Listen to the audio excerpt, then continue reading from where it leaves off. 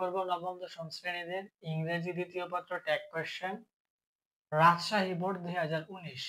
দেখো আমাদের এ নাম্বারটা হচ্ছে কাটিং মানে কেটে ফেলা, ট্রিস মানে গাছগুলো, ইজ মানে হয়, নট গুড মানে ভালো নয়, ফর আস আমাদের জন্য। তাহলে cutting trees is not good for us মানে গাছপালা কেটে ফেলা আমাদের জন্য ভালো নয়। তাহলে প্রথমত আমরা জানি ট্যাগ কোয়েশ্চেনের মধ্যে অক্সিলারি ভার্ব লিখতে হয়, এটা হচ্ছে 1 নাম্বার কাজ। 2 নাম্বার কাজ সেন্টেন্সটা অ্যাফার্মেটিভ মানে হাবোধক হলে নট আসবে, নেগেটিভ না বোধক হলে নট আসবে না। আর 3 নাম্বার হচ্ছে সাবজেক্টের প্রোনাউন রূপ। এই চারটা, এই তিনটা জিনিস লিখতে হবে, তিনটা। তাহলে প্রথমত দেখো অক্সিলারি ভার্বের জায়গায় ইজ সরাসরি আছে, সরাসরি লেখো। আর 2 নাম্বার কাজ হচ্ছে সেন্টেন্সটা কি অ্যাফার্মেটিভ না নেগেটিভ। অ্যাফার্মেটিভ মানে হাবোধক হলে নট আসবে, নেগেটিভ না বোধক হলে নট আসবে না। দেখো এই জায়গায় নট আছে, এই নট দেখে আমরা বুঝলাম এটা নেগেটিভ মানে না বোধক, তাহলে নট আসবে না। তারপর দেখো এই যে কাটিং ট্রিস, কাটিং মানে কেটে ফেলা, এই কেটে ফেলা হচ্ছে সাবজেক্ট। এখন কেটে ফেলা এটা হচ্ছে একটা নাম, তাহলে এটা সাবজেক্ট হবে ইট। এখন আমরা জানি একটা হচ্ছে জীব মানে যাদের প্রাণ আছে, আর একটা হচ্ছে জড় যাদের প্রাণ নেই। তাহলে জড় পদার্থ যাদের প্রাণ নেই তাদের সাবজেক্ট কিন্তু ইট হয়, যেমন বই, খাতা, কলম, তারপরে পেন্সিল, এগুলো সাবজেক্ট হবে ইট। তারপরে কাটা মানে গাছপালা কাটা, কাটা এটা তো একটা নাম, এটার কি প্রাণ আছে? তাহলে এটার সাবজেক্টও কি হবে? ইট। এটা উত্তর হচ্ছে ইজ ইট। তারপরে বি নাম্বার দেখো বিকজ কারণ, ট্রিজ মানে গাছগুলো, সাপ্লাই মানে সরবরাহ করে, আস মানে আমাদেরকে, অক্সিজেন মানে অক্সিজেন, ফ্রুটস মানে কি ফল, অ্যান্ড মানে এবং, উড মানে কি কাঠ। এর মানে হচ্ছে because trees supply us oxygen, fruits and wood. কারণ হচ্ছে গাছপালা সরবরাহ করে আমাদেরকে অক্সিজেন, ফল এবং কাঠ। এখন দেখো আমরা জানি অক্সিলারি ভার্ব প্রথমে বসে। এখন সেন্টেন্সের মধ্যে যদি অক্সিলারি ভার্ব না থাকে তাহলে আমাদের তিনটা জিনিস বসে, ডু, ডাজ অথবা ডিড। এখন আমরা মেইন ভার্ব দেখি যখন বুঝি এটা প্রেজেন্ট টেন্সে আছে তাহলে ডাজ অথবা ডু বসে। আর যদি দেখি পাস্ট টেন্সে আছে ভার্বটা, মেইন ভার্বটা, তাহলে ডিড বসে। এখন আমাদের মেইন ভার্ব দেখো এই জায়গায় সাপ্লাই, এটা হচ্ছে মেইন ভার্ব। এখন এই সাপ্লাই দেখে আমরা বুঝছি এটা প্রেজেন্ট টেন্সে আছে। সাপ্লাইড ইডি যদি থাকতো তাহলে বুঝতাম পাস্ট টেন্স, যেহেতু ইডি নেই মানে এটা প্রেজেন্ট টেন্সে আছে। তা সাপ্লাই মানে সরবরাহ করা, প্রেজেন্ট টেন্সে আছে। তাহলে প্রেজেন্ট টেন্সে থাকলে আমাদের ডাজ অথবা ডু হয়।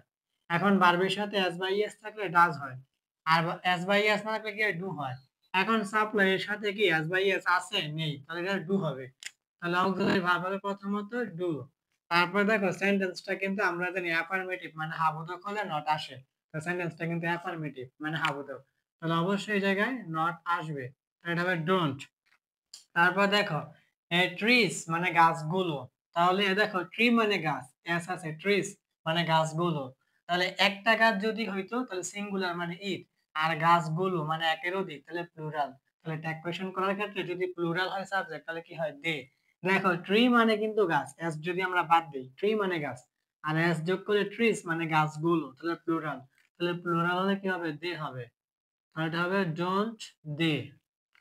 তারপরে দেখো সি নাম্বারটা, উই মানে আমরা, ক্যান মানে পারি, হার্ডলি মানে কম বা খুব কদাচিৎ, লিভ মানে বেঁচে থাকা, উইদাউট মানে ছাড়া বা ব্যতীত, দ্যাম মানে কি তাদেরকে।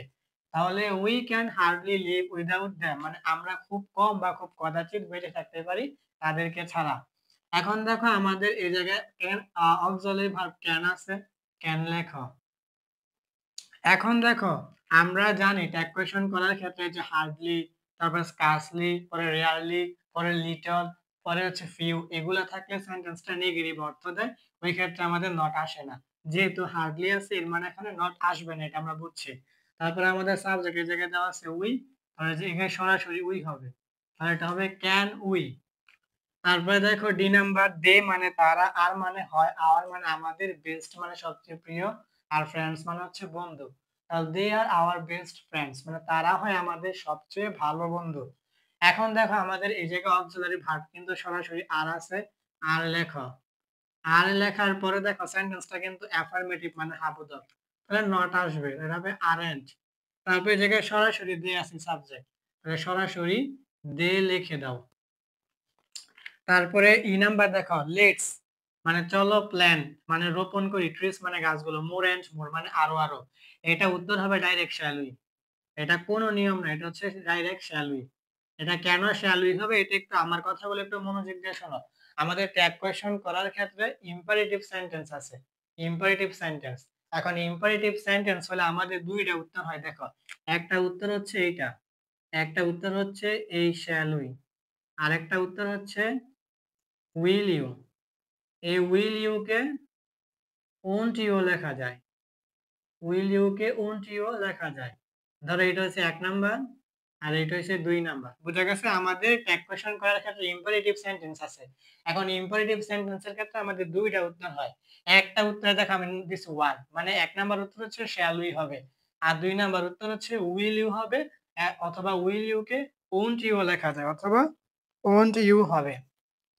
এখন তোমরা ট্যাগ কোয়েশ্চন করার ক্ষেত্রে কিভাবে বুঝবা যে এটা ইম্পারেটিভ সেন্টেন্স? প্রথমত ইম্পারেটিভ সেন্টেন্সের প্রথমে ভার্ব থাকে, মেইন ভার্ব। তাহলে প্রথমত তুমি ট্যাগ কোয়েশ্চনের মধ্যে যদি দেখো কোনো সেন্টেন্সের প্রথমত মেইন ভার্ব আছে, তাহলে তুমি ধরে নিবে এটা হচ্ছে ইম্পারেটিভ সেন্টেন্স। এখন ইম্পারেটিভ সেন্টেন্স হলে তুমি জানো কয়টা উত্তর হয়? দুইটা, একটা হচ্ছে শ্যাল উই, একটা হচ্ছে উইল ইউ। এখন এটাকে ওন্ট ইউ লেখা যায়। এখন কখন শ্যাল উই? মনে রাখবা আমাদের ইম্পারেটিভ সেন্টেন্সের ক্ষেত্রে দেখো এই লেটস আছে, এই যে লেটস, এই লেটস, দেখো এই লেট আস, এই লেট আস হচ্ছে পূর্ণরূপ, এই লেট আস থেকে আমাদের আসছে এই লেটস, এটা হচ্ছে সংক্ষিপ্ত রূপ। অর্থাৎ তুমি প্রথমত ট্যাগ কোয়েশ্চন করার ক্ষেত্রে যদি প্রথমে মেইন ভার্ব দেখো তাহলে এটা ইম্পারেটিভ সেন্টেন্স ধরে নিবা। এখন ইম্পারেটিভ সেন্টেন্স হলে তুমি জানো দুইটা উত্তর হবে, একটা শ্যাল ইউ আর একটা উইল ইউ। এখন তুমি দেখবা যদি সেন্টেন্সের শুরুতে এই লেট আস পূর্ণরূপ বা এই যে লেটস সংক্ষিপ্ত রূপ, এই দুইটার একটা থাকে, তাহলে তুমি ডাইরেক্ট শ্যাল উই দিবা। আর যদি এই লেট আস বা এই লেটস এই দুইটা বাদে যে কোনো মেইন ভার্ব থাকলে তুমি এই জায়গায় উইল ইউ দিবা। আর উইল ইউ কে লেখা যায় ওন্ট ইউ। ঠিক আছে? তাহলে আমাদের এই জায়গায় কিন্তু মেইন ভার্ব আছে কিন্তু অন্য কোনো ভার্ব নেই। দেখো লেট আস বা লেটস এই দুইটা থেকে আমাদের লেটস আছে, মানে সংক্ষিপ্ত রূপটা আছে। লেট আসও থাকতে পারতো কোনো রূপ। এই দুইটার ক্ষেত্রে আমাদের ডাইরেক্ট হবে শ্যাল উই। ঠিক আছে? এই জন্য এটা শ্যাল উই হয়েছে। আর যদি তোমার এই জায়গায় অন্য কোনো মেইন ভার্ব থাকতো তাহলে হচ্ছে আমাদের উইল ইউ বা ওন্ট ইউ। এটা একদম সহজ। প্রথমত তুমি জানো যে ইম্পারেটিভ সেন্টেন্সের ক্ষেত্রে দুইটা উত্তর, শ্যাল ইউ অথবা উইল ইউ। এখন তুমি ট্যাগ কোয়েশ্চন করার ক্ষেত্রে যদি কোনো সেন্টেন্সের মধ্যে দেখো যে প্রথমে মেইন ভার্ব আছে, তাহলে তুমি ধরে নিবা এটা ইম্পারেটিভ সেন্টেন্স। এখন তোমার উত্তর হবে শ্যাল উই অথবা উইল ইউ। এখন তুমি দেখবা যদি মেইন ভার্বটা লেট আস বা লেটস হয়, তাহলে তুমি ডাইরেক্ট শ্যাল উই দিবা। আর যদি লেট আস বা লেটস না হয় তাহলে তুমি উইল ইউ দিবা। একদম সহজ। তাহলে আমাদের এই জায়গাতে তো লেট আস বা লেটস আছে, এই জন্য আমরা এই জায়গায় শ্যাল উই দিয়েছি। যদি অন্য কোনো মেইন ভার্ব থাকতো তাহলে আমরা উইল ইউ দিতাম। এখন আমরা করব ময়মনসিংহ বোর্ড 2020। দেখো আমাদের 1 নাম্বার ট্যাগ কোয়েশ্চন হচ্ছে nothing is more pleasant than the memories of childhood. তাহলে আমাদের নাথিং ইজ মোর প্লেজেন্ট মানে কোনো কিছুই হয় না এমন আনন্দদায়ক, than the memories of childhood মানে শৈশবের স্মৃতি থেকে। তাহলে nothing is more pleasant than the memories of childhood মানে শৈশবের স্মৃতি থেকে কোনো কিছুই আর বেশি আনন্দদায়ক হয় না। তাহলে আমাদের এই জায়গায় প্রথমত অক্সিলারি ভার্ব আছে ইজ, তোমরা ইজ লেখা। অক্সিলারি ভার্ব হইছে ইজ। পরে আমরা জানি সেন্টেন্সটা যদি অ্যাফার্মেটিভ সেন্টেন্স অর্থাৎ হ্যাঁ বোধক বাক্য হয় তাহলে নট আসে, আর নেগেটিভ সেন্টেন্স না বোধক হলে নট আসে না। তাহলে এই জায়গায় দেখো নাথিং, এই নাথিং দেখে বুঝছি এটা আমাদের নেগেটিভ সেন্টেন্স, তাহলে নট আসবে না। তারপরে হচ্ছে আমাদের থিং, এখন সাবজেক্ট হচ্ছে নাথিং, তাহলে নাথিং এর সাবজেক্ট হবে ইট, ইট হবে ইজ ইট উত্তর। আমরা জানি থিং যুক্ত শব্দের সাবজেক্ট হয় ইট, যেমন নাথিং, এনিথিং, সামথিং, এভরিথিং। এই থিং যুক্ত শব্দের সাবজেক্ট হয় ইট। আবার যদি বডি যুক্ত হইতো যেমন নোবডি, এভরিবডি, সামবডি, এভরিবডি, অর্থাৎ বডি যুক্ত শব্দের সাবজেক্ট হয় দে। আমাদের ট্যাগ কোয়েশ্চন করার ক্ষেত্রে যদি শব্দের শেষে বডি থাকে যেমন এভরিবডি, সামবডি, এনিবডি, নোবডি, ওইগুলা সাবজেক্ট হচ্ছে দে। আর যদি থিং যুক্ত হয় যেমন নাথিং, এনিথিং, সামথিং, এনিথিং, তাহলে থিং যুক্ত শব্দের সাবজেক্ট কি হয়? ইট। তাহলে এটা হচ্ছে আমাদের ইজ ইট। তারপরে বি নাম্বার দেখো, বি নাম্বার হচ্ছে উই আমরা হার্ডলি মানে খুব কদাচিৎ, ফরগেট মানে ভুলে যাই, দ্য গোল্ডেন পাস্ট মানে সোনালী অতীত। তাহলে we hardly forget the golden past আমরা খুব কদাচিৎ বা খুব কম সোনালী অতীত ভুলে যাই। তাহলে এই জায়গায় প্রথমত আমাদের দেখো অক্সিলারি ভার্ব নাই, তাহলে অক্সিলারি ভার্ব না থাকলে আমরা জানি তিনটা হয়, ডু অথবা ডাজ অথবা ডিড। এখন পাস্ট টেন্স হলে হয় ডিড, আর প্রেজেন্ট টেন্স হলে হয় ডু অথবা ডাজ। এখন দেখো আমাদের এই জায়গায় আছে ফরগেট মানে ভুলে যাওয়া, আমাদের ফরগটেন এটা কিন্তু না, ফরগেট। তাহলে ফরগেট হচ্ছে প্রেজেন্ট টেন্স, তাহলে আমাদের ডু অথবা ডাজ হবে, ডিড হবে না। এখন ভার্বের সাথে অ্যাজ বা ইয়াস থাকলে হয় ডাজ, অ্যাজ বা ইয়াস না থাকলে হয় ডু। যেহেতু ফরগেটের সাথে অ্যাজ বা ইয়াস নাই, এই জন্য হবে আমাদের ডু। তাহলে এই যে প্রথমত অক্সিলারি ভার্ব ডু। তারপরে দেখো এই জায়গায় হার্ডলি আছে, আমরা জানি ট্যাকুয়েশন করার ক্ষেত্রে hardly, scarcely, rarely, few, little এগুলা থাকলে কি সেন্টেন্সের মধ্যে এই জায়গায় ট্যাগ করার ক্ষেত্রে নট আসে না, তাহলে নট আসবে না। তারপরে সাবজেক্ট হচ্ছে উই, তোমরা উই লিখে দাও, এটা হবে কি ডু উই। তারপরে সি নাম্বারটা দেখো, সি নাম্বার হচ্ছে দা মেমোরিজ মানে স্মৃতিগুলো। একটা বিষয় খেয়াল করো, মেমোরি মানে স্মৃতি, এটা হচ্ছে একটা, তাহলে এটা হবে ইট। আবার মেমোরিজ মানে স্মৃতিগুলো, এটা কিন্তু প্লুরাল, এটা হবে কি দে। আমরা জানি ট্যাগ কোয়েশ্চন করার ক্ষেত্রে যদি সিঙ্গুলার হয় তাহলে ইট, আর প্লুরাল হলে কি দে। যেমন ধরো এই জায়গায় মেমোরি, MEMORY, এই মেমোরি মানে কিন্তু স্মৃতি, এই মেমোরি মানে কি স্মৃতি।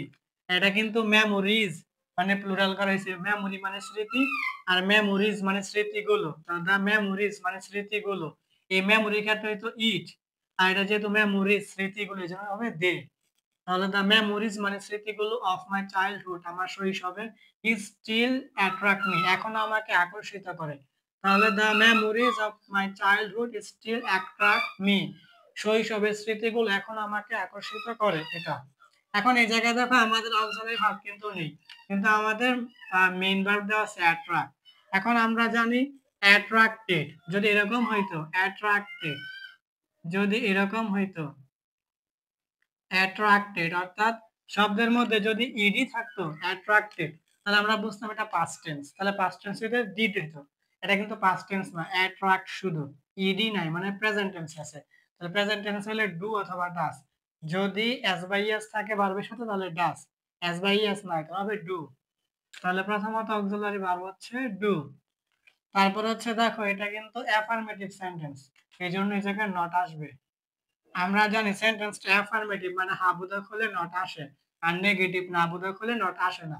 প্রথম দুইটা ছিল না বোধক, এই জন্য নট আসে না, এটা হা বোধক এই জন্য নট আসছে। তারপরে আমাদের সাবজেক্ট হচ্ছে দ্য মেমোরিজ মানে হচ্ছে স্মৃতিগুলো, তো এটা আমি আগেই বুঝেছি, এটা দে হবে, তো এটা হবে ডোন্ট দে। তারপরে ডি নাম্বার দেখো সিম্পল থিংস মানে সাধারণ জিনিসগুলো। এই জায়গায় দেখো একটা বিষয়, সিম্পল থিং, যদি এই অ্যাসটা না থাকতো, যদি এই অ্যাসটা না থাকতো তাহলে কিন্তু এটা হইতো সিম্পল থিং মানে সাধারণ জিনিস, কিন্তু এই অ্যাসটা থাকার কারণে সিম্পল থিংস সাধারণ জিনিসগুলো। যেমন বুক, বুকের বুক মানে বই, আবার বুকের সাথে যদি অ্যাস দাও তাহলে বুকস বইগুলো। হ্যাঁ, তারপরে হচ্ছে কি বয় মানে ছেলে, আর অ্যাস যোগ করলে বয়েস ছেলেগুলো, অর্থাৎ নাউনের সাথে অ্যাস যোগ করলে এটা প্লুরাল হয়ে যায়। তাহলে যদি সিম্পল থিং হইতো তাহলে তো সাধারণ জিনিস, যেহেতু অ্যাস আছে তাহলে সিম্পল থিংস মানে সাধারণ জিনিসগুলো। আর মানে হয় এট দ্য সেন্টার মানে কেন্দ্রবিন্দু, অফ অ্যাট্রাকশন মানে আকর্ষণের, ফর এ চাইল্ড একটা শিশুর জন্য। এখন এই জায়গায় দেখো আমাদের অক্সিলারি ভার্ব আছে আর, এই জায়গায় আর লেখা। তারপরে সেন্টেন্সটা কিন্তু আমাদের অ্যাফার্মেটিভ মানে হাবুদক আছে, তাহলে নট লেখা, তাহলে আর নট বা আরেন্ট। তারপরে দেখো আমি বলছি সিম্পল থিংস মানে সাধারণ জিনিসগুলো, এস না থাকলে তো সিম্পল থিং মানে সাধারণ জিনিস, এখন এস থাকার কারণে প্লুরাল হয়ে গেছে, সিম্পল থিংস মানে সাধারণ জিনিসগুলো, তাহলে এটা হবে সাবজেক্ট দে। আমরা জানি প্লুরাল হলে দে হয় আর সিঙ্গুলার হলে ইট হয়, তাহলে এটা হবে আরেন্ট দে।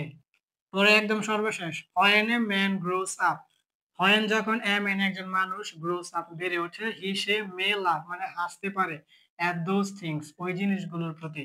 তাহলে দেখো এই জায়গায় আমাদের প্রথমত অক্সিলারি ভার্ব আছে মে, লেখো মে।